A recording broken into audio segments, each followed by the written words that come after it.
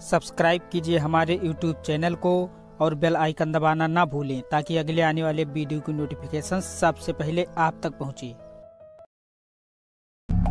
दूरदर्शन पर कोविड-19 में दर्शकों की मांग पर दोबारा से टेलीकास्ट हुआ धारावाहिक रामायण लोगों के दिलो दिमाग पर इस तरह से छाया हुआ है कि लोग आज भी उसे भूलने को तैयार नहीं हैं। रामायण के सभी कलाकार को हर घर में भगवान की तरह लोग मानने लगे। उसमें माँ सीता का किरदार निभाने वाली अभिनेत्री दीपिका चिखालिया ने माता सीता का किरदार बखूबी निभाया था। लोग इन्हें माँ सीता ही समझने लगे। सिर्फ इसलिए नहीं बल्कि दीपिका ने इस किरदार को अपने अभिनय से इस तरह से निभाया कि लोग इन्हें माता सीता समझ बैठे। तो आइए आज जानते हैं अभिनेत्री दीपिका चिखालिया जी के बारे में वो बातें जो आज शायद आपको नहीं पता होगा। फ्रेंड्स, दीपिका चिखालिया का जन्म 29 अप्रैल 1965 को मुंबई महाराष्ट्र में हुआ था। इनके पिता का नाम राजेश टोपीवाला चिखालिया है, जिनका ताल्लुक गुजरात से था, और माता के बारे में कोई खास जानकारी नहीं है। इन्होंने अपनी पढ़ाई बॉम्बे यूनिवर्सिटी में पूरी की। दीपिका को शुरुआत से ही एक्टिंग करना पसंद था। साथ ही स्कूल के समय छोटे मोटे नाटकों में अभिनय किया करती थी। लेकिन इनके पिता का ट्रांसफर कोलकाता हो गया, जहां दीपिका अपने माता पिता के साथ लगभग 4 साल रही। एक पार्टी में दीपिका अपने पिता के साथ गई हुई थी। वहां पर बंगाली फिल्मों के सुपरस्टार उत्तम कुमार ने इन्हें देखा और दीपिका को फिल्मों में बाल कलाकार के रूप में कास्ट करने की बात कही। तो इनके माता पिता ने ये कहकर मना कर दिया कि इनके पढ़ाई लिखाई में अड़चन आएगी। दीपिका ने अपने अभिनय करियर की शुरुआत मुंबई से की। इनकी उम्र जब 14 साल थी, उस समय से इन्होंने विज्ञापनों में काम करना शुरू कर दिया था और दीपिका की पॉपुलैरिटी यहीं से शुरू हो गई थी। लेकिन इनका अभिनय की तरफ रुख करना इनके पिता को पसंद नहीं था और मां हमेशा दीपिका का ही साथ देती थी।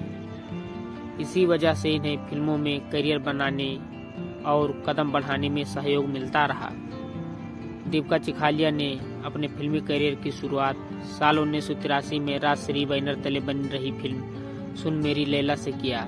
इस फिल्म में इन्होंने बतौर मुख्य अभिनेत्री का किरदार निभाया, लेकिन इस फिल्म को रिलीज होने में बहुत समय लगा और जब ये फिल्म रिलीज हुई तो अच्छी कमाई की। इस तरह से दीपिका को अच्छी खासी पहचान मिली। इनका करियर अच्छा खासा चल पड़ा। इसके बाद दीपिका को एक बार फिर राजश्री प्रोडक्शन ने अपने धारावाहिक में काम करने का मौका दिया। जब दीपिका से पूछा गया कि आप सीरियल में काम करेंगी, तो इन्होंने तुरंत हाँ कर दिया। उस समय फिल्मों के साथ धारावाहिक सीरियल में काम करना ऐसा लगता था कि इस कलाकार के पास कोई काम नहीं है, इसलिए सीरियल में काम कर रहा है। लेकिन दीपिका के ऊपर राजश्री प्रोडक्शन का एहसान था, इसलिए ये मना नहीं कर पाई। इस सीरियल की सफलता के बाद दीपिका के पास टीवी सीरियल्स की लाइन लग गई। इन्होंने रामानंद सागर की मशहूर धारावाहिक विक्रम और बेताल में काम किया, जो कि उस समय का सबसे हिट सीरियल हुआ, और रामानंद सागर के साथ इतने समय तक काम किया कि दीपिका रामानंद सागर की सबसे पसंदीदा अभिनेत्री बन गई। इसके बाद रामानंद सागर का सबसे चर्चित टीवी धारावाहिक सीरियल रामायण में माँ सीता का किरदार निभाने का मौका मिला। ये दीपिका की जिंदगी का सबसे सफल किरदार साबित हुआ। दीपिका को यह किरदार करने का मौका इतनी आसानी से नहीं मिला, बल्कि कई सारे लोगों के साथ ऑडिशन भी देना पड़ा।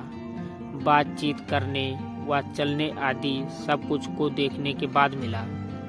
दीपिका पहले से अभिनय कर रही थी, इसलिए इन्हें ज़्यादा मुश्किल नहीं हुई।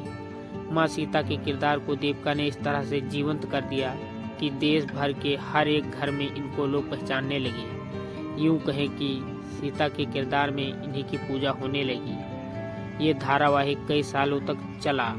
उस समय तत्कालीन प्रधानमंत्री राजीव गांधी ने इन्हें अपने घर पर दावत पर बुलाया, जहां इनकी मुलाकात पहली बार सोनिया गांधी से भी हुई। दीपिका चिखालिया ने 8 भाषाओं में कुल मिलाकर लगभग 25 से ज्यादा फिल्मों में काम कर चुकी हैं। इनकी मुख्य फिल्में भगवान दादा, घर संसार, घर का चिराग, 10 करोड़ रुपए, खुदाई, गालिब आदि है। अगर हम इनके वैवाहिक जीवन की बात करें तो दीपिका ने अपना विवाह हेमंत टोपीवाला से किया था, जो कि पेशे से कॉस्मेटिक कंपनी के मालिक हैं। इनकी मुलाकात 1983 में आई फिल्म सुन मेरी लैला के सेट पर हुई थी। श्रृंगार काजल का एड शूट करना था। श्रृंगार हेमंत टोपीवाला के परिवार की कॉस्मेटिक कंपनी है। फिर कई सालों बाद साल 1991 में एक ब्यूटी पार्लर में दोनों की मुलाकात हुई। देविका हेमंत ने लगभग 2 घंटे तक बात किया और धीरे धीरे एक दूसरे के प्यार कर बैठे और 22 नवंबर 1991 में दोनों ने विवाह कर लिया। देविका की 2 बेटियां जूही टोपीवाला और निधि टोपीवाला है। देविका आज भी अपने वैवाहिक जीवन में बेहद खुश हैं। दोस्तों, आपको देविका चिखालिया यानी कि रामायण की सीता की सबसे अच्छी फिल्म कौन सी लगी, हमें कमेंट करके जरूर बताएं। और अगर वीडियो अच्छी लगी हो तो लाइक और सब्सक्राइब जरूर करें।